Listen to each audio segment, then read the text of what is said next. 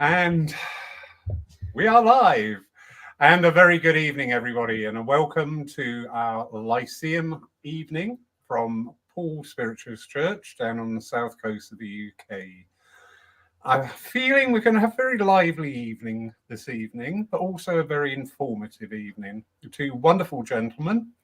We have Mark Stone, who is fairly local to the area. Mark, good evening, sir. Good evening, Laurie. Good evening, David. And we also have David Schiesser. Wonderful. Welcome. I got it right. You have, yes, absolutely. David, thank you for agreeing to be with us tonight. It's a great honor to have both of you two gentlemen in conversation together. So I'll hand over to our guests to do just a little introduction about themselves, and we'll start with the lovely Mark. Okay, so for those people that don't know me, I'm a born and bred spiritualist. So I've been in spiritualism all my life, and I started demonstrating on platform when I was 17. So I've been demonstrating for 32 years now. I know I don't look like it, but yeah, 32 years. And I know that tonight we were going to talk about passions and things. So being brought up with healing's a great love to me, a great passion, and the trance work as well as many aspects of the mediumship. So it's something that has always been all the way through a part of what I do and what I love. Beautiful, beautiful, beautiful. David, sir, just a wee bit about yourself, please. Well, because I'm only 21, I haven't got that experience that much. Well, of course. Sorry. Nobody belongs. It's really not. No, as you can tell, it's a privilege to be here, and thank you very much for the invitation. And it's really nice to be with you both and those that listen in. Who am I? I'm a Swiss guy who immigrated to the UK about 10 years ago. I can't really say that I knew about spiritualism when I was 17. I started to touch ground with mediumship, and that has nothing to do with spiritualism. And maybe we can then go later into that with the phenomenon of mediumship. Okay, when I was about 25. So I'm not a born medium. I'm not in that sense, as I personally class it, a natural medium. I never really had that awareness as a child. I can't say that I ever knew about spirits before. It was more a bit of coincidence, if that exists, that I found England and the Arthur Findlay College. So that was where I found the mediumship. And then within the years of moving forward, it was only the Arthur Findlay College. I was never really interested in becoming a medium or doing mediumship. I never really joined a circle on a regular basis. I was in one, and that was only a very short time. But somehow the Arthur Findlay College, going there and being there was for me enough. There was something within that place that just drew me year after year for 1 week, for about a decade. And then when I made the decision to move to the UK, which is either work or love, in my case it was love, then I decided let's have a look what this mediumship is all about. And I started my education with the DSNU, Spiritualist National Union. And I stayed with it, and I got my certificates, diplomas, and so on, and am now an appointed tutor at the Arthur Findlay College to round that up. But yes, I'm a work in progress. Aren't we all? They can keep chipping away at my waistline and knocking the pounds off, and that would be wonderful. Anyway, moving on rapidly. We all have this common bond. We all have a great passion for our expression of spiritualism. And I really love something you just said there, David, about mediumship different to spiritualism. And you know what, as in the great scheme of things, this has been something that's been around the periphery for about the last 10 days as well. The understanding of spiritualism beyond that which we And the word actually mediumship, I'm a bit pedantic, and I'm allowed to be because I'm over. And Was that 77? Did you hear that as well, Mark? Oh, we've lost David on the connection. yeah. Sorry. Oh well. Sorry, Laurie. Anyway, recovering and regaining myself. I forgot what I was going to talk about now. Obviously, I'm at that age. Spiritualism, your mediumship. The word mediumship. Yeah, and the word mediumship. One of the things that is very much in my energy is about the language we use. You know, we often hear comments about the lack of education within a lot of our churches and centres, that the message has become it. You know, that is the sole core of what we do. But it's beyond that. So it's words like mediumship. I use a phraseology which is irritating to people, of evidential mediumship, healing mediumship, philosophical mediumship, to start to bring to people's awareness, you know, the term medium is generic. And it's just looking at the language we use. And as I say, going back to your comment there, if you want to expand on that a wee bit about mediumship, as in evidential mediumship, is not spiritualism and vice versa. David. So I need to open that a little bit up, because what the British don't realize is to have churches is actually a privilege. Mm-hmm. So where I have come from, or where I came from Switzerland, I mean, it's 10 years ago now, it has changed a little bit. There was no churches. There is no spiritualism as a religion. Okay. It's starting to build a little bit. Now they have, I believe, 1 or 2 churches, if I'm correct. It could be little bit more. But in my time, we didn't know about religion. We didn't know about the philosophy. We didn't know about what is a church service as such. We only had the phenomenon that maybe British medium came over and presented, if you had access to that. So of course you went because you were intrigued. Having a chat with the dead ones, isn't that lovely? Let's go to an evening of mediumship, and this was just what was understood. And I like that you are more precise, because we should be more precise. We're very, very sloppy. So in that sense, that's why I say, for me, philosophy was something I grew into it. And even when I came to the Arthur Findlay College, I know there was the Sunday service, the Wednesday service. Well, yes, they did the address, but I was 25 at that time. I was not at all interested in what they had to say. And I wasn't interested in what they had to say for years to come. I was interested in the message. I was interested in the phenomenon. Talking to Granny, getting a message from Granny, because I miss my Granny very much. I was in a miserable situation life-wise, and I needed that support because I felt unloved and not understood. So it's nice to have Granny coming back and say, do you know what, I love you. And it's like, yes, but that doesn't help me to change my life, doesn't it? So in a way, for me, the doorway into spiritualism was the message, because I didn't have anything else, because in Switzerland it was non-existent. So that's why I make this differentiation, and now I'm pushing the boundaries, and Mark might want to say about that as well. There is a difference between being spiritual and spiritualism.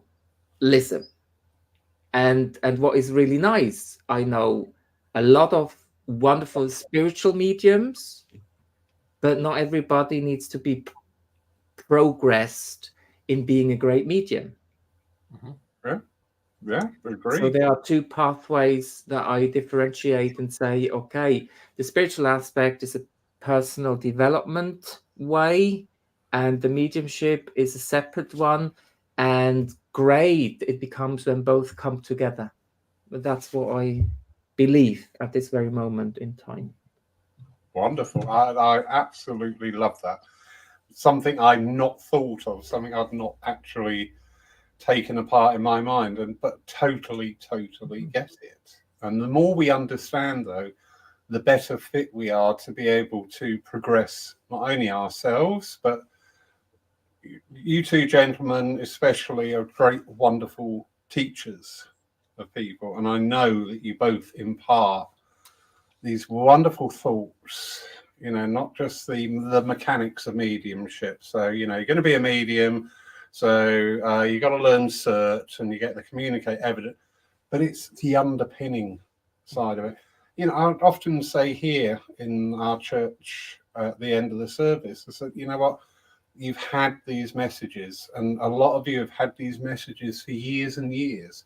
Have you ever thought this might be an invitation from the spirit world to say, this has happened to them, what's going to happen with you? If we go on holiday, we look up, I'm not going to turn up in Antarctica in a bikini. I might. Depends what the pay is like.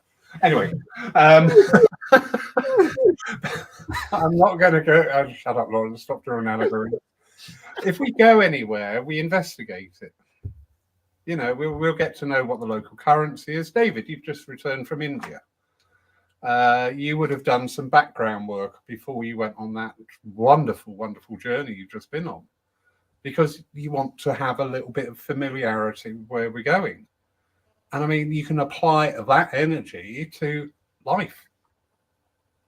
We keep on about the continuity of life. It is unbroken. We take a blink and we're suddenly somewhere else. And we're continually saying that, but it's to engage our congregations and our audiences on the virtual or in the physical churches or under your tutelage, to actually give that thought time and intelligence of understanding it. I think one of the big things, and again, that separation of spiritualism, spirituality, and mediumship. Bear in mind that spirit communication exists in every tradition in the world. It's not the sole domain of spiritualism. And one of the things that for me, I always think of myself, hopefully, as a rational spiritualist, that I like to have the proof that underpins the knowledge and the learning. And when you're talking about this, exploring the terrain, the landscape, exploring the unknown country, exploring the unknown territory, it depends on whether people have this desire to really search for themselves as well. Because nowadays, in modern technology, we have these terrible little things at the end of our wrists, and it does it all for us. We want to know something, ping, we find it. Whereas with that spiritual, personal development, with the mediumistic unfoldment, healing, whatever it may be, it's a personal journey that we have to keep searching, digging, and looking within, and also looking at what outside of us resonates and fits. So spiritualism, like David was saying, it was the mediumship that called to him, and the college.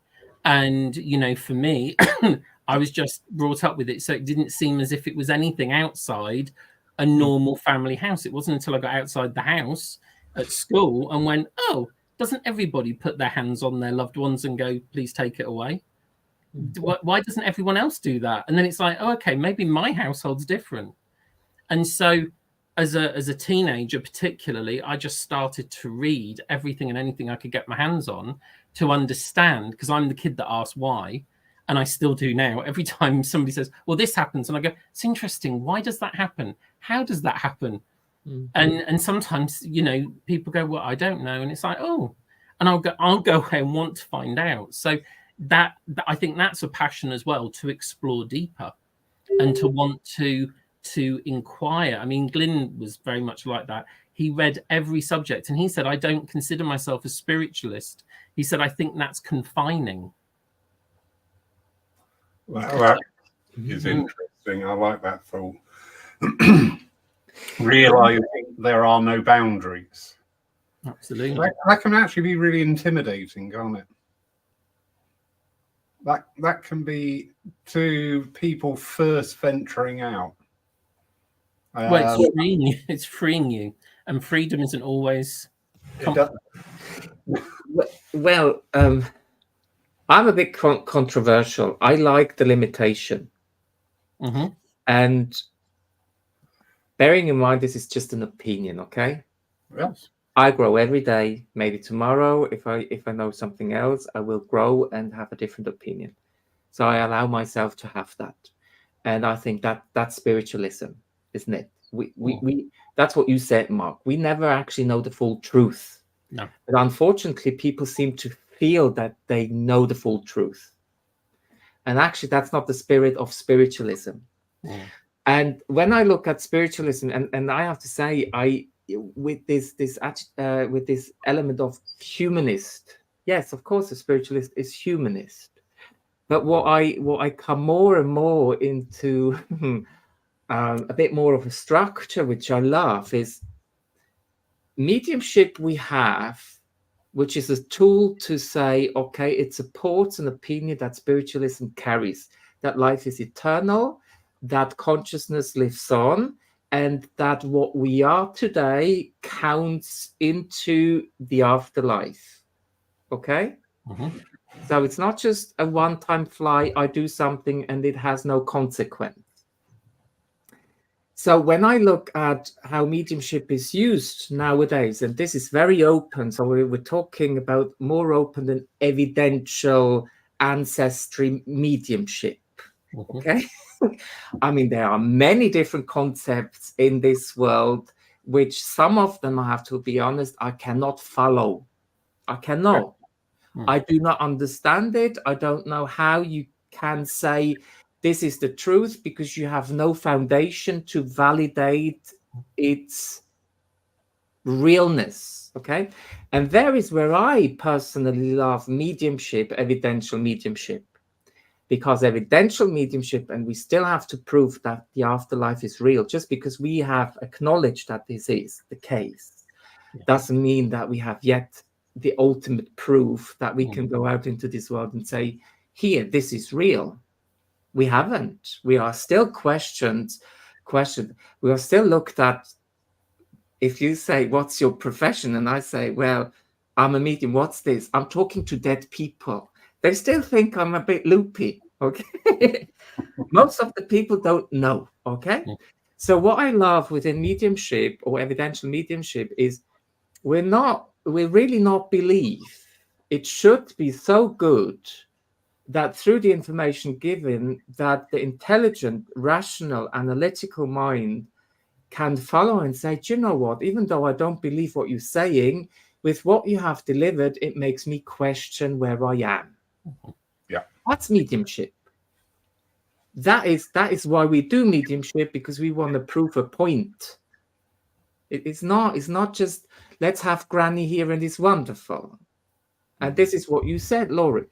People come over and over again into church or into an evening of mediumship or whatever, and they want to hear the same story over and over again. But actually, once you had that proof of the afterlife, you should know my loved ones are with me.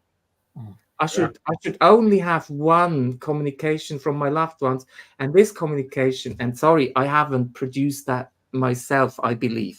Okay, I'm still pushing my mediumship. But my mediumship should be so good that with one communication, a person says, I don't need any more communications. I know they are still part of me. And this is what I love. You know, this is where I then say, yes, as a humanist, we could be great. And there are many concepts. But what intrigues me within spiritualism, and because it is a bit tight, it is a bit focused, is that one element. Hey, they are intelligent. We can talk to them. They talk back. And actually, they talk back with things that I didn't expect them to say. Yes. You know, It's like, hang on, I'm not just hearing what I believe. I'm hearing things that make me question who I am in life. Do you know what I mean? I mean, I believe that my gran, depending on what decisions I make in life, would sometimes or should sometimes come back and say, David, you're a bit of an idiot, aren't you? Why did you do this? Mm. And do you not think that it's up to you now to apologize? But when I look into the communications normally, they're love and light, aren't they? Which is, I know the spirit world would come with love and light. But if they're real people, then maybe they would also come and say, David, not quite agreeing in how you acted yesterday. Yeah. But this is where I think mediumship, and again, for on the broader, not just on the demonstratable and professional mediumship side of things, but actually mediumship is the continuing conversation. And this is where I think, again, understanding the greater message, when people see mediums on a platform and they get their message, their evidence of whatever that may be, and it's then, is there in place within our churches, our centres, online, is there in place the ability for people to realise there is more to it? Because sadly, a lot of places, it's a demonstration of mediumship maybe once a week. And there's nowhere for them to go with that. And they get messages and they think, oh, that's all spiritualism's about. And it's then sort of getting people to question and to search. And also, when you have that lovely evidential link from a medium that maybe proves that your own personal moments with the spirit world, where you thought you were dreaming, or you thought you were just having wishful thoughts about your loved ones, proves to be true, that you are having that continued conversation, but then saying, now, you know, this is so that you can sit and work with it. This is so, not work with it as in you have to become a medium, but that actually you still can have the conversation with your loved one. You can still have that for yourself. For me, when I work with people, I say, I don't care if you're coming because you want to work and be a serving medium, serving churches, whatever, whether you want to be a private sittings medium, a healer, or whether you just want to know and understand the spirit world and the divine for you. Because we all should know that we can have connection to the spirit world, regardless of how able we believe we are. It's part of it. And that's the greater message, is it's not a case of just the people on our platforms are the only ones who can do it. We're not special. Everybody's unique, but everyone can connect. And that's where a greater message starts to come in. And I agree with David, you know, there's a lot out there that I don't resonate with.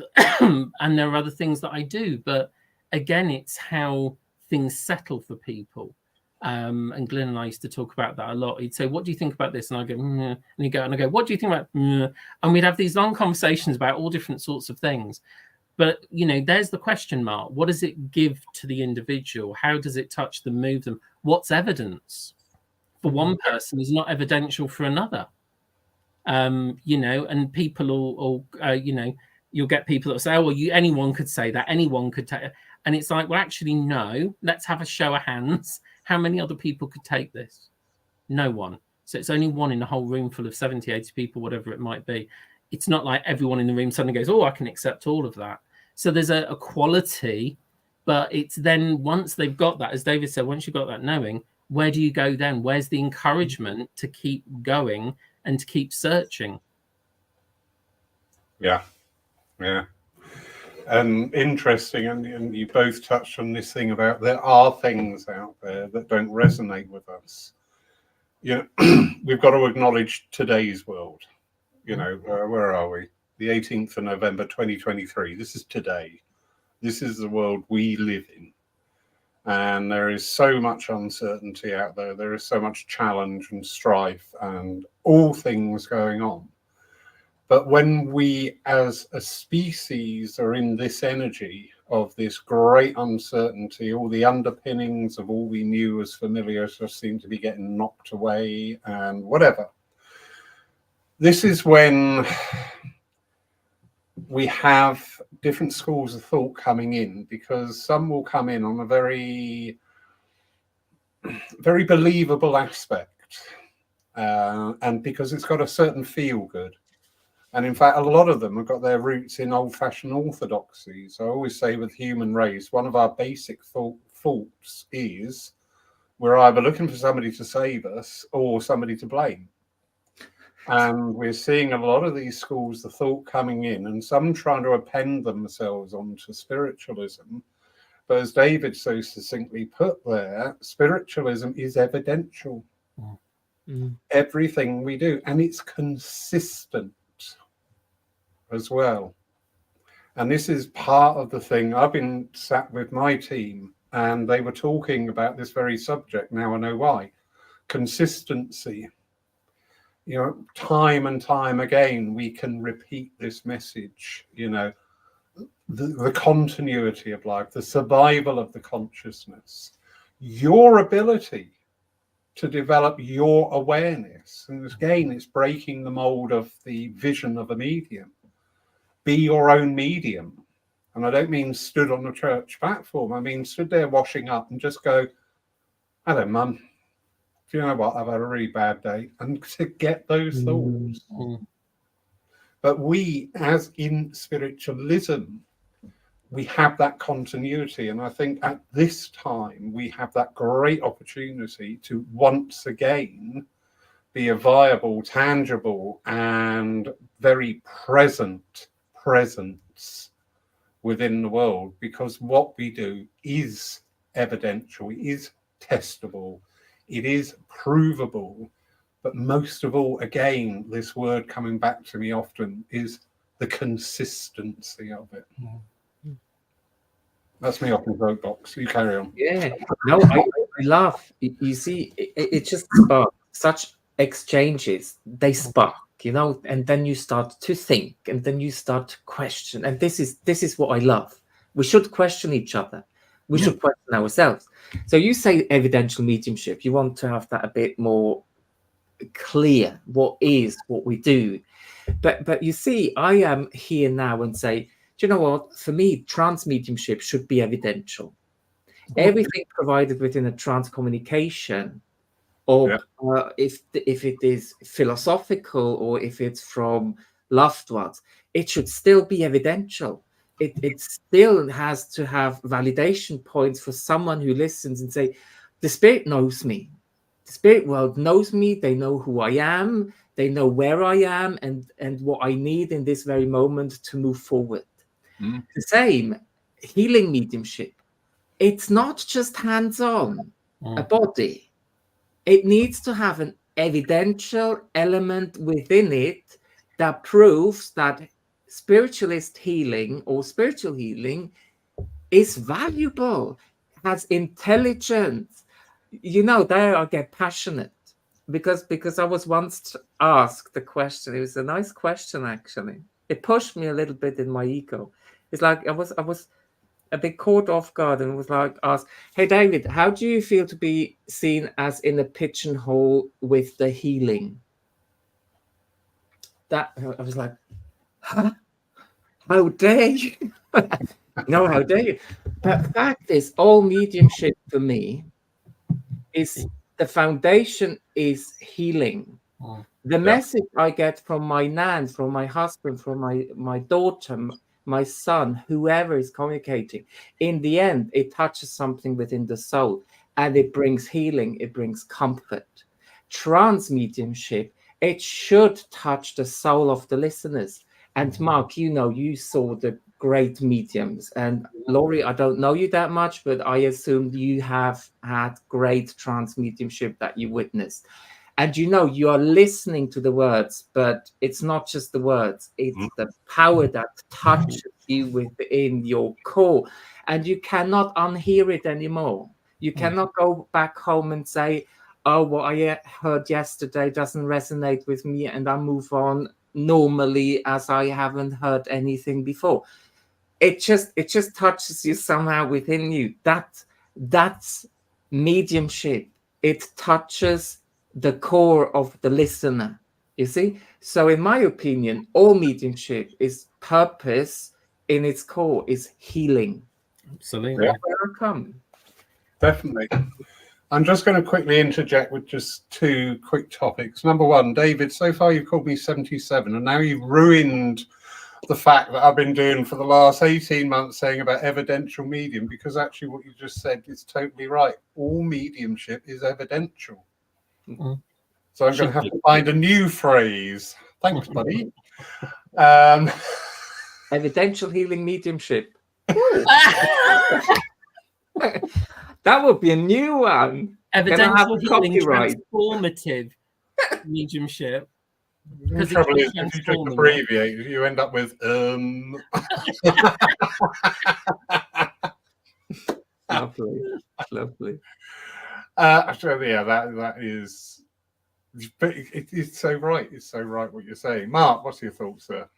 I mean, for me, very much, healing is the key thing to all that we do. It transforms, and you see, I think even when we come down into the philosophy, which for me is a huge part, and the greater message rather than just the personal message, and whether it's trance inspired, etc.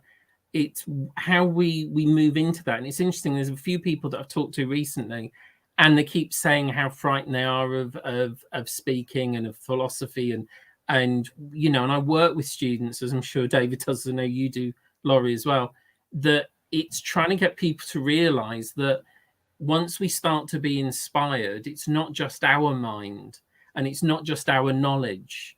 Although our knowledge is you know, useful, our life experience as a spirit in a body walking the planet is incredibly pertinent to who we are as a medium, who we are as a healer. You know, our personal experiences are going to fashion the medium and the healer that we are.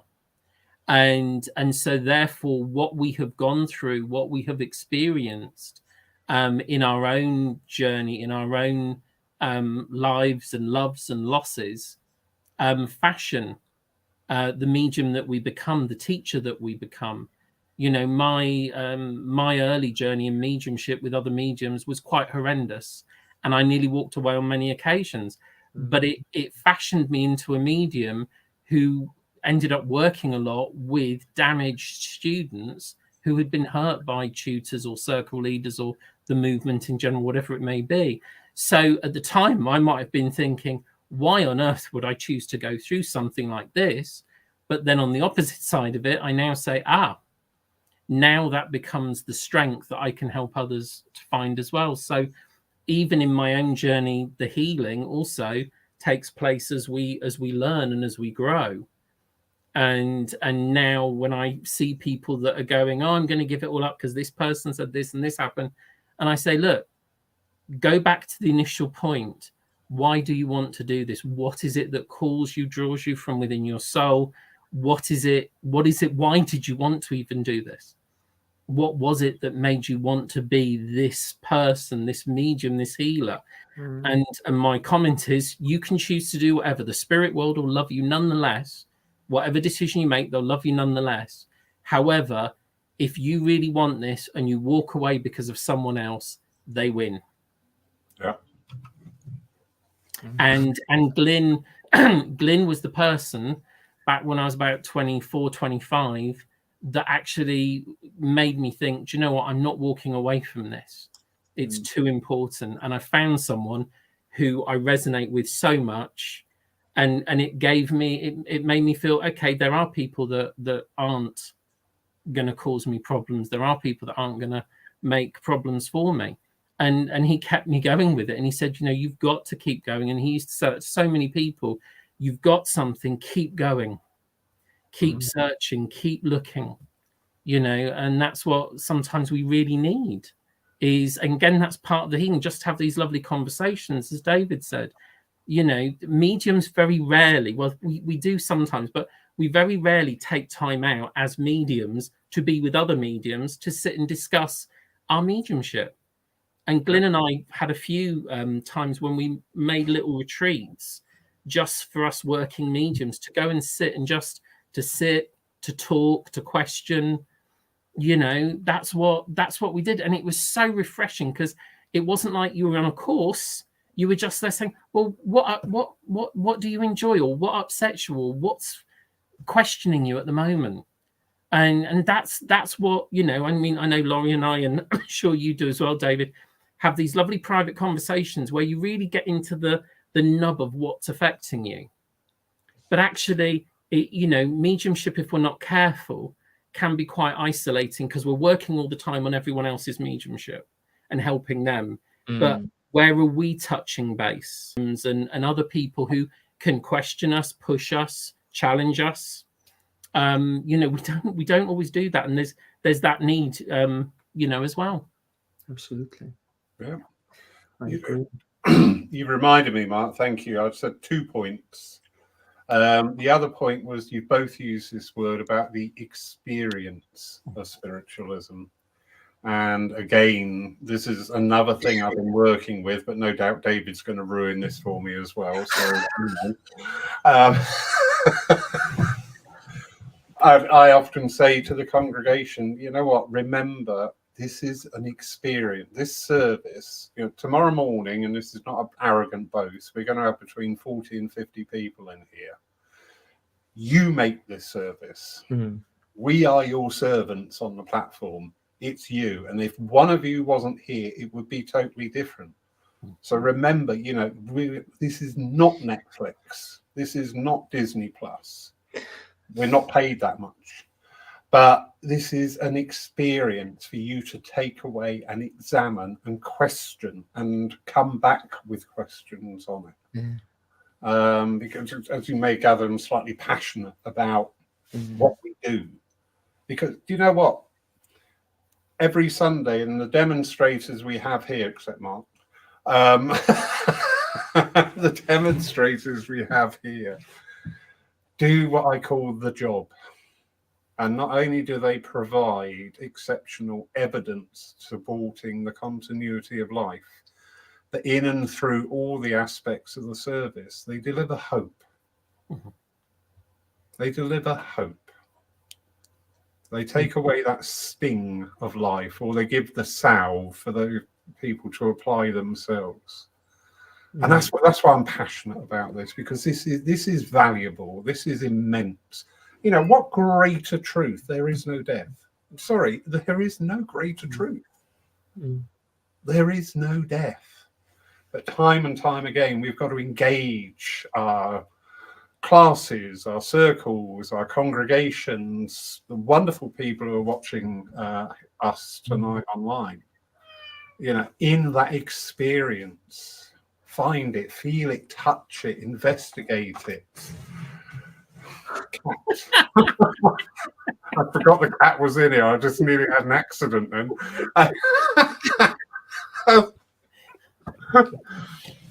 Well, yeah, that experience. Yeah, I think we've really got to remember that, you know, and get people to not give them an experience, but to open them up to that experience. We've got the lovely Anne-Marie Hogan. Wonderful, refreshing evening with wonderful speakers. What are you watching, love? People who know, people who know their topic and expressing real thoughts on mediumship as a whole. Thank you. Actually, thank you, Anne-Marie. Yeah. I think, Laurie, you said really something important. It is a congregation. And I did once an evening of mediumship, and I was introduced, and the chairperson said, "And now sit back, relax, and enjoy." And I thought, no, you don't relax. You don't just enjoy. You get your brains ready to think and remember. You know, it's like, excuse me, relax, sit back, and enjoy. We're not in the cinema, are we? No, seriously. Can we go around with ice creams? Ice cream. Yes. And I tried not to ruin what you said. Thank you. And I really do, but and this is because I'm coming from Switzerland, so I have a little bit of a different approach, because I'm not. Don't misunderstand me. All that, listen, the spirit world is sacred. I love the churches. Honestly, I find it terrible when a church closes, because in Europe, we would be happy to have churches. Here, it is so normal we have it. Yeah. They've always been here, and therefore we expected it to always continue, and it's not the case. So this is why I love it. But I say, and the spirit world says, we are in a cooperation. Okay, spirit mind, my human mind, or if we want to say my spirit self mind, are in a cooperation with this process, and therefore I am never anybody's servant. I am in a cooperation, and therefore I am also in a cooperation with the audience to be willing to be critical but empowering at the same time. Yeah. This is actually where the congregation needs to be trained. And hey, congregation, you have a duty as well. It's not just your money, it is your willingness to have a great evening with a logical, analytical, critical mind. You know what I miss sometimes within our movement is like we are not allowed to be critical. Of course, we are allowed to be critical. What we are not allowed to is to be destructive. Mm-hmm. That's the spiritual side. Yeah. But hey, and come on, Mark and Laurie, you work as a medium yourself. Mm-hmm. You know when you had a flyer of an evening. Mm-hmm. Come on. Every medium knows.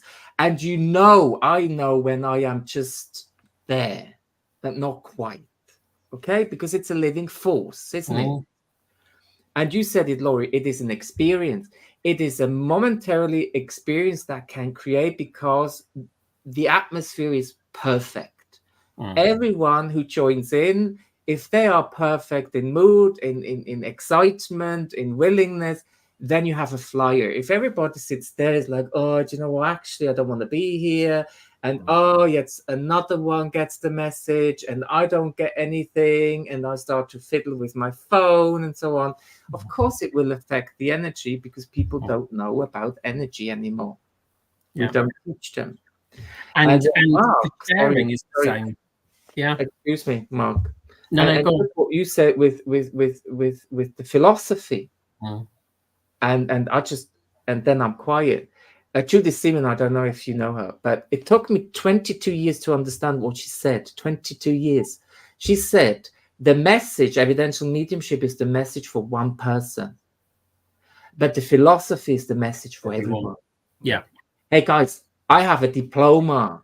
Well done, David. It's a great achievement. I'm not undermining my work that I put in. But it took me 22 years to realize, hey, this philosophy is the message for every single one in this room. Absolutely. Sorry. Absolutely. And you see, where you're talking about the congregation, David, I mean, luckily, Laurie's got them incredibly well trained at Poole. You should see the introduction to the mediums demonstrating. But I think, you know, we, again, just like we talk about people learning to demonstrate and to work, you know, people sometimes go to demonstrations and there's very little instruction from the platform about interaction.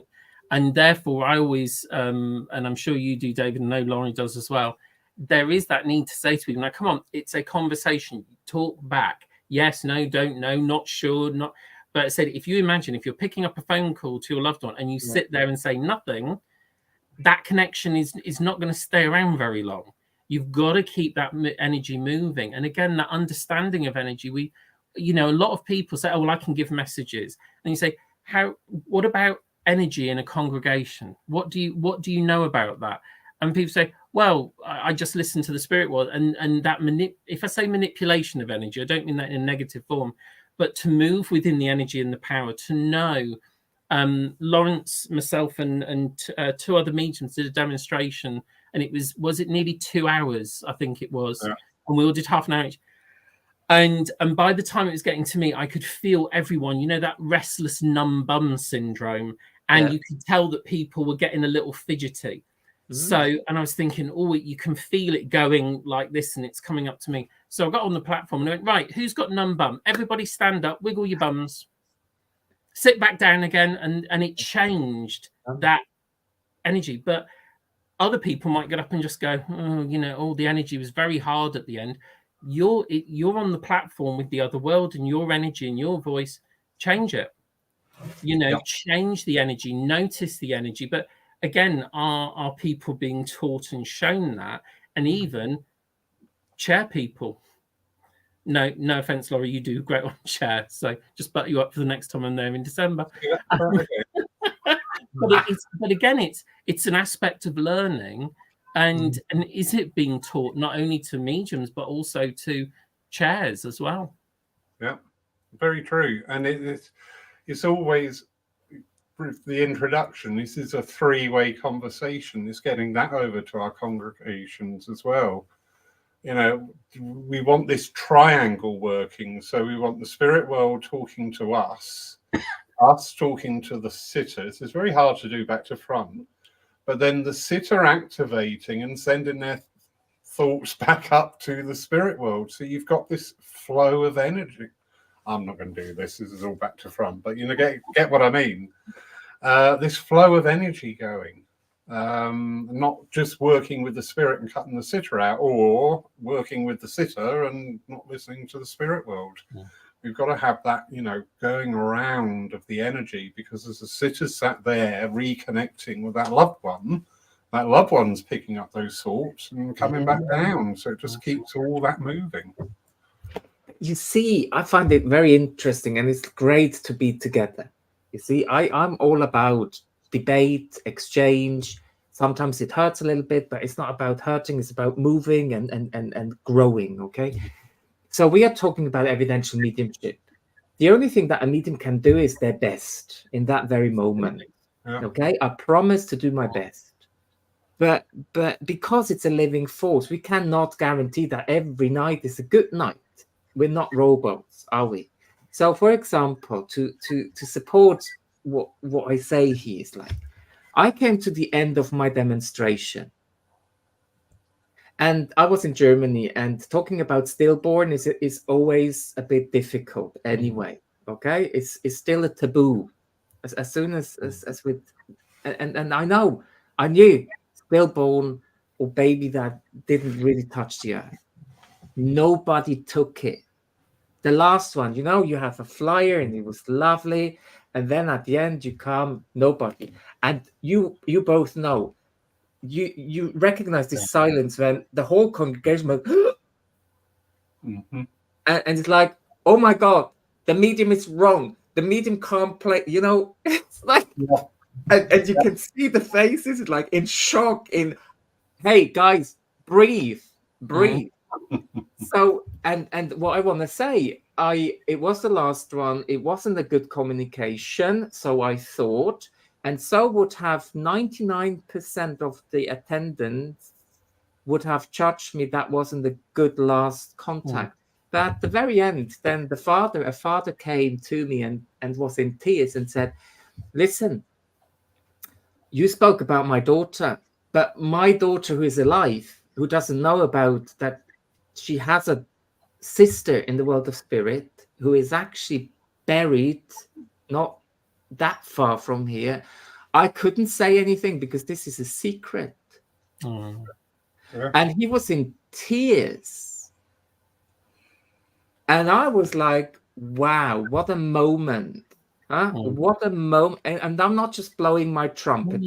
This is for people who might not be able to make it or place it, because there are circumstances where people don't speak up. Yes. And what that helped, because his wife was on my course. Well, his new wife was on my course the next day, and she came and said, "Listen, 22 years did that secret been held secret. Yesterday he spoke with his daughter, and his daughter looked at him and said, yes, I know, Nan told me. Nan has already told me years ago." Now, can you see that man? He was in tears. I'm not kidding. He carried this burden, this secret, for his wife, for his daughter, and actually what it just needed is, hey, I'm here to release and to heal and to be open about, hey, daughter, you have actually another sibling who we have to bury. And she knew 22 years he carried this burden. Mm. Sometimes a communication seems not to be okay. But can we not give the medium a slack and say, do you know what, maybe behind the scenes, it was maybe the best communication ever? Well, no one can judge another person's message, not really. I mean, I have to say, we do know that in the past, there has been a tick list of what constitutes a perfect message or communication. And really, that may be from an evidential point of view, as in statistics, a CV of the deceased, if you like. However, the personal or sometimes the most seemingly insignificant moments that will touch or move someone, or something that they have yet to find out about. I had a sitting donkeys years ago with a friend of my mum's, and she came in for this sitting, and I started, and I knew she was northern because she had a lovely northern accent, and I'm from the north, but I haven't got the accent. And in this sitting, I started to talk about connections to Blackpool. And she said, no, Yorkshire. And I went, no. I said, I have a lady here from Blackpool. No. And I said, well, this lady's showing me. And I started to describe a house. And then I heard a road name, which is where my grandparents used to live in Blackpool. And in the end, it went on. And she said, no, no, no, no, no, no, no. And she said, isn't there anyone else? And I said, this is who I've got. And this lady wants to connect to you. And she was like, no, it doesn't mean anything. And there were names and everything that just wouldn't take it. I said, okay. I said, well, I'm really sorry. We've obviously, it's not been what you hoped for, but there we are. Anyway, a year later, she said to my mum, can you just apologize? We went to visit my husband's mother in Lancashire, and her sister lived on the road next to where my grandparents lived in Blackpool. And it was a whole year before she found the evidence of that aunt-in-law coming in to connect. So again, and Glyn used to do this with us, and I think Gordon used to do it, would make people have sittings where there was no feedback. You gave a whole half-hour sitting. You weren't allowed to get yes, no, don't know. You just gave what the other world did, and you may find out that week. You may not find out that month. You may not find out that year. And it was to get you to trust that as the medium, you were working on behalf of the spirit world or with the spirit world. And, you can only give what is there. So therefore, Lawrence, you know this. Sometimes if I go, well, I've got such and such, would you understand that? No, great, okay. And we'll go, so let's see where we are with it. And you get there. Yeah. And I think that this, as you say, David, the critical nature sometimes of people in a negative way, and people judging, oh, they're going on to the psychic, oh, they're doing this, oh, they're doing that.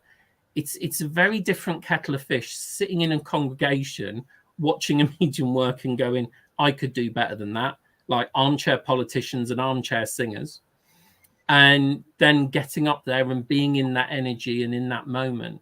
And I think that if people understood more what it feels like to stand up there and be working within that energy and that power, I think it brings hopefully a greater understanding to the process of communication. Because sometimes people say it looks so easy, and sometimes it is, and other times you're thinking, oh my God, this is just take me now.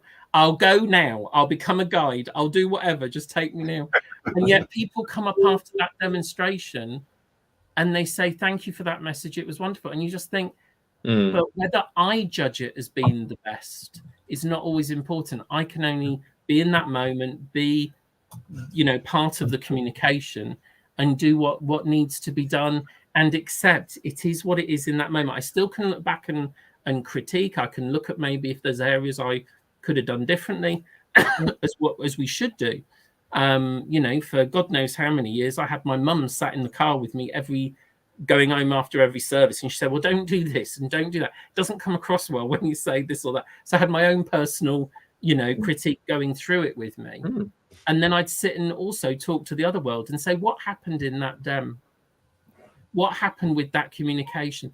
and I would get the answers to then understand where there was issues energetically, or where I wasn't communicating it with the nuance that was needed. That's part of the journey. Yeah, really. And if David, taking away all the things that I've held dear and throwing them in the trash can wasn't enough tonight, Anne-Marie Hogan's decided to join in on the kick, Lawrence. Thank you, darling. When are you next here?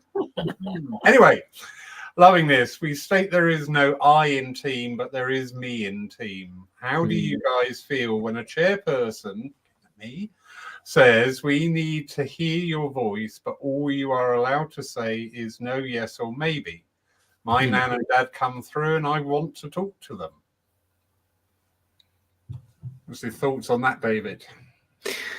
Well, there are, I think there are two opinions about this one. I like to have the yeses. I like to have very clear no's. Yeah. I don't like this helping moment. Maybe. I don't like maybe at all, honestly.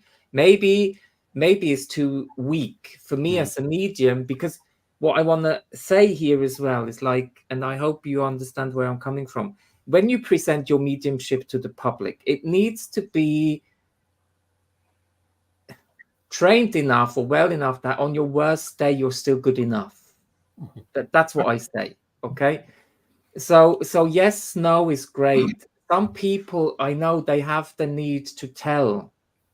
But the problem is, if they tell you, your mind starts to listen what they tell you, and therefore you come out of the power. And if I'm listening to you, I'm not listening to the spirit world. But then I also say, if there is a need to share something, then the medium should be capable in holding the moment and not lose the link. Not every medium, especially if you are new to what you're doing, is capable to do this. So in a way, very short yes, no's doesn't help either, because it's like, oh my God, am I here regimented or whatsoever? Give me more. I need to know more. It's just like, come on, what do you want? Telephone numbers and so on. Mark said wonderfully, I heard the name. I rarely hear. So my mediumship works through the seeing, through the feeling, and I might not have it as precise if I hear it. It would be lovely if it worked like that. But sometimes people then take away from the moment that we're there to provide, to prove through an individual communication, that would also work with your mom, with your dad, with your sister, with your brother, and so on and so on. So I appreciate when they don't feed you too much, because it's not helpful. But I also know when you are connecting with someone and you're full on it, of course you have it. But demonstrating mediumship is I demonstrate. It is not a private environment where I believe, I don't know, Laurie, Mark, there you have more this exchange where I have people who say, do you know what? You gave me enough evidence. I want to hear, can she answer questions that I have? And I say, I try, with the risk that my mind is coming in because I'm listening to the question and I feel your need. And I hope I can stay within the post so strongly that I really listen to mom. And maybe she doesn't really tell you what you want to hear. Are you okay with that? No. So from my side, I really appreciate if it's not too much. To be honest. Yeah. I think there's a difference between them giving too much and starting to say, oh yes, that was my uncle who was a civil engineer, and you've just suddenly got the familial connection and the working environment. It's like, great. But when someone responds in an enthusiastic way, oh yes, he was like that. Oh, she was totally like that. That energy and enthusiasm then starts to pump the energy into the dem as well. I had a demonstration recently, and I went to this woman. I said, I said, I've got your dad here, and I said, your dad is showing me him being out in an allotment, and he said, I gave Percy Thrower a good run for his money. Now, Percy Thrower was a gardener on TV many years ago, David. when you were a twinkle in an eye. And You're far too young, David, to remember. far too young. And she laughed and she said, yes, he even used to say that. And of course, that lovely response made everyone laugh and go, oh, but, yes or no doesn't always quite cut it. So I do agree, Anne-Marie, and I think it's not oversharing. Is what we don't want. We want enthusiasm. Yes, he was like that. Yes, that makes sense. And the enthusiasm there. I mean, that sort of, no, yeah. And you just think, imagine if you turned up on someone's doorstep after 30 years and you went, hi, right? Yeah. I wouldn't want to go and visit them again for another 30 years if that's how they're going to greet me. So there is a level that it is communication and allowing, without oversharing, there to be that lovely connection, because it is about the feel of the spirit, not just ticking the list and being, are we correct? It's actually, is this reaching you? Is this touching you? Is this moving you? And a private sitting, David is quite right, is a different kettle of fish, is a whole deeper level and much more that comes into it than in our public demonstration, for sure. Yeah. I hope that has answered the question. It was only Anne-Marie, don't worry. How dare you? Very good. How dare you? It was a very good question, by the way. It was, but I'm just Lawrence bashing has got to stop, gentlemen. We're not bashing you. You'd know if we were bashing you, Lawrence. Go on then. I'll charge it on the bill for the month. No, I think what is really important is natural. Mediumship is natural, isn't it? Yeah. So the more natural we can actually deliver it, the better. Yeah. And be ourselves. Well, yes. So personality is important. You don't. Sometimes the divine service is a bit. Sometimes divine service can be a bit daunting because you are representing a bit differently. The words that you choose, how you present yourself, and that's quite right, because it is an act of devotion. It is worship, and it's a celebration of life. That's why we are dressed up. That's why we're not standing there just in ripped jeans, because you have respect for the act, and but it still is allowed to be unique. Personalities are allowed to shine through. Your uniqueness as a medium, as a person, is allowed to be shown, and sometimes it feels a bit rigid. Like, oh, I'm not allowed to make any mistakes or to say something wrong, or oh my God. I mean, readings, for example, if you have to read in front of people, that was never easy in school. Come on. And then you stand on a rostrum and you have to read. It's like, come on, the sweat. No, there's running. No, seriously. and no, and all traumas and not good enough and whatever is running through.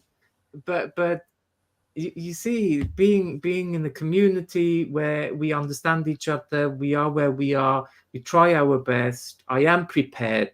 What I don't like is not being prepared, because it's too important not to be prepared. But hey, if there is a bit of a hiccup, that's natural, isn't it? That's human, and I find that needs to be celebrated as well. I love that energy that you bring to the divine service there about the celebratory. That there is this sort of, like, in my humble opinion, which is probably going to be wrong according to you two, but I don't care now. There is this line between still being respectful and reverent, but also being human. And it is about, you should come out of a service, as I say, primarily with hope. You should come out of a service uplifted. You should come out of a service of, possibly making friends within the church community. And as a serving medium myself, you do go to some places and they're so orthodox, they actually outdo a high mass or something in their approach. And it's quite a heavy energy, I find. But, you have the other places as well where you go in and just go, yet, and what more can we ask for as mediums is to be ourselves? Because if we're being ourselves, that bond, that link, that communication, that cooperation between the two worlds is only going to benefit by that.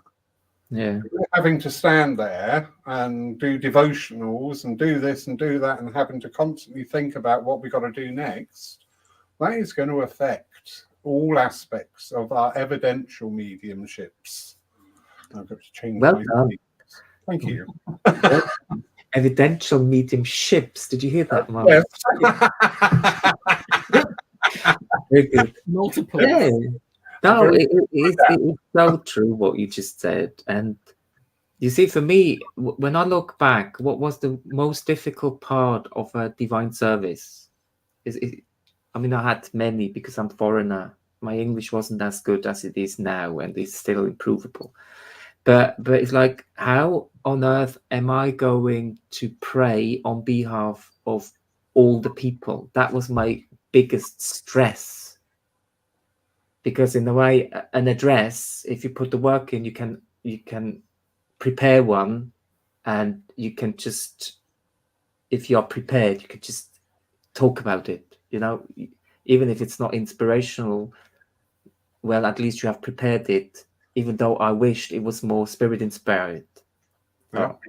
But then with that prayer to make that somehow important and valuable for people, then you realize all of a sudden, yeah, but I don't have a relationship with prayer. I don't actually think prayer is helpful. And then, I mean, the Lord's Prayer, for example, is a funny one. I've never was able to recite that in German, but yet I am able to do this in English because I had to learn it. But in Switzerland, it would never have crossed my mind to say this because I did have no relationship with it. It's just empty words. If I just say, "Our Father in heaven, hallowed be thy name," blah blah, that's powerless, isn't it? Yeah. But when I all of a sudden get an access to it, and it's "Our Father who art in heaven, hallowed be thy name, thy kingdom come." If I really put meaning into that, because I have meaning, then it creates the power that you actually want in the spiritualist service, because we're talking about the power, but not every time you see the power in action, unfortunately. And it means that you have to make it personal. You have to give part of you into it, and that is who you are.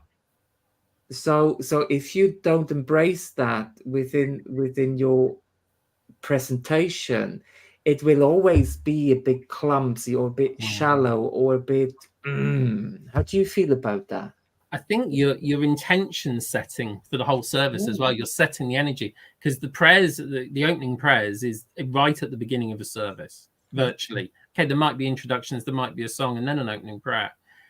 But moving into that power, you're setting the intention. I always used to say to people that, you know, a prayer doesn't have to be a litany of woe. You know, because very much when I used to sit in some of the circles in the early days, people's prayers were so depressing. It was all the terrible and awful sick things in the world, and the wars and the poverty, and I'm sitting there going, I'm losing the will to live before we sit to go to the divine. True. Whereas the intention is to the greater spirit, to the divine power, to the spirit world, whoever, that we're opening ourselves to that love and that power for this service, and whatever inspired words come into where we need to lead, then they move into that flow. And as you know, Laurie, over the years, when we sat, the prayers are never the same. The intention, the power, the inflection. I love the Lord's Prayer, but I say it in a totally different rhythm to everybody else, which really puts people off in the congregation, because I do a totally different rhythm to it, to my own feeling. But you know, a lot of people, because we were taught it as kids and we had to recite it so verbatim, they could be reciting a shopping list because there's not the feeling. But the energy and the power of that prayer and then the reading, moving into the address, the hymns that have been chosen, and just suddenly, not coincidentally, match in. Often when I go to talk about something, Lawrence afterwards goes, well, that's explained why that's been on my mind the last 2 days. Mm-hmm. And it comes up, everybody's interconnected, everything is, and it's this intelligence of the power to know and of the spirit to know as it moves you. And I think that fear, everyone, one of the biggest things that people feel they have a fear of is public speaking. But I think people are actually more fearful, not of standing up and saying, but of what people are thinking when they're standing up and saying. And this is where I say to people, if you're thinking about everybody else and what they're going to say, you're not concentrating, like you said earlier, about people in the congregation talking too much, giving too much information. If you're focusing on, I'm really worried about what everyone's going to think about my prayer, I'm not in prayer. I'm not connecting into that power. I'm worried about here. And actually saying, just let me be this channel, whatever it is, however it works. And however few or however much that prayer becomes, because, some prayers are short, sweet, and to the point. Others become almost this power of a living meditation in that moment of prayer. So, and again, a lot of people are fearful of the prayers, the readings, the address, and it's shaping some of the churches going, oh, well, don't worry, we'll do all of that, and you just do the dem. And my opinion is, if you're serving on a church platform, I'm going to get shot. But if you're serving on a church platform as a church medium, you should be doing the work. Absolutely. There's the prayers, the readings, the philosophy, Absolutely. And not just going, I'll come and just do dems. I won't do divine service. Yeah. As the church president, I've been approached by people. I don't do prayers, I don't do philosophy, but when are you going to book me? Well, when you can do prayers and when you can do philosophy. That's service. But interested, just something of interest. It may be of interest to you, David. On the platform here, we've had our opening prayers sometimes delivered in Swedish, in Danish, in Polish, and in Portuguese. And do you know what? Every time the congregation agreed, we felt it. We felt that. We felt that energy. Because the power is universal, isn't it?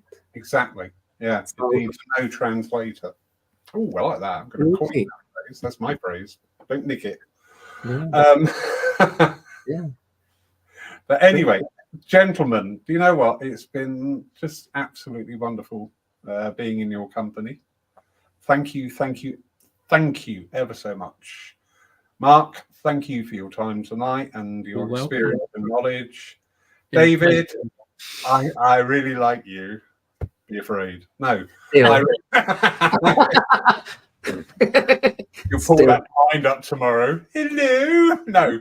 I really like what you're saying and where you're coming from. So I absolutely applaud it. It's been brilliant talking to you. Big thank you to everybody watching us tonight. I hope lots of good comments about how interesting the topics have been. Please remember, you can watch us. Oh no, you can't watch our service tomorrow. It's not being streamed tomorrow. That's the wish of the demonstrator. And if the demonstrator doesn't want to be streamed, absolutely fine. It is not a problem. Next Saturday, we have Kathy Lee Tzuklis, spirit artist, as our guest. And she'll be talking about her work with spirit art, and we will be having slides and shows of the various standards of spirit art. And this lady, wow, absolutely wow. But in the meantime, any parting notes, please, gentlemen? Mark first. I think from what we've talked about this evening, be the one that asks why. Ask the questions, go and search, look for what the spirit world and spiritualism is for you. You know, don't be confined. Don't think, oh, it's just this. explore. All of our early mediums and pioneers were explorers, and still today, mediumship is an exploration of our awareness, our ability. So allow yourself to explore beyond the service. Yeah, it's lovely. Now I have to follow that one now. Isn't that incredible? Crackle. No, but I really want to say, spiritualism at its heart is the seeking of and searching of truth. And to seek and search the truth, we need minds that challenge. And what made spiritualism so great was the non-fear of being challenged in our point of views. That moved the world. Spiritualists weren't just mediums, they were reformers. When we go back in time, they're reformed. And I think we need to bring back that spirit of reformation, of going into debates, discussions, and still be friends, even though we don't think the same, but we know we're on a good path to maybe know a little bit more. So that's what I actually want to leave the people. Well said. One of my phrases, we can actually disagree and remain friends. Gentlemen, thank you so much. Thank you, Laurie. Thank you. And if you need to go into a therapy, just send me the bill. Oh, I'm totting it up already, mate. We need therapy after the bikini comment. That was quite the picture. I'm quite visual. There was a comment. There we go. The lovely Reverend Ashley Oliver regarding the bikini in the Antarctic comment. So thanks, Ashley. I hope it helps. And thank you I've for taken up enough of your time. Thank you so much. It's been a sheer joy tonight. Thank you.